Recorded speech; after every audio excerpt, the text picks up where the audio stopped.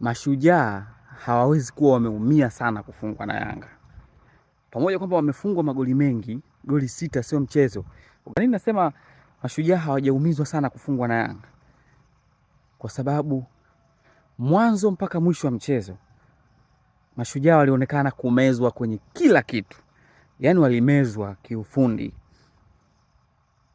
walimezwa kimbinu, walimezwa kwenye uwezo wa mchezaji mmoja mmoja, walimezwa kwenye spirit ya wachezaji kupambana, walimezwa kwenye namna wachezaji wanavyofanya movement zao kubadilika kutoka kwenye kushambulia kwenda kwenye kulinda, lakini pia hata aggressive kwenye baadhi ya matukio.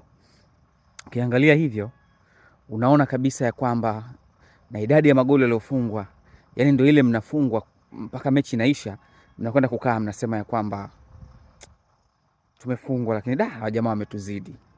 Unajua katika mpira wana, mkifungwa goli moja likakaa mpaka mwisho hamjafanikiwa kurudisha, inauma kuliko mkifungwa magoli mengi. Kwa sababu mkifungwa magoli mengi michezo kuna ile hali ya kuona kwamba kweli tulizidiwa. Lakini mkifungwa goli moja alafu likaganda, kuna namna mnakuwa mna ile imani ya kuona kwamba mbona kama ingewezekana kurudisha? Mbona kama ingewezekana hivi? Ndio anasema Mashujaa hawezi kuwa wameumia sana kufungwa na Yanga kuliko hata Mtibwa ambao ametoa sare na Simba.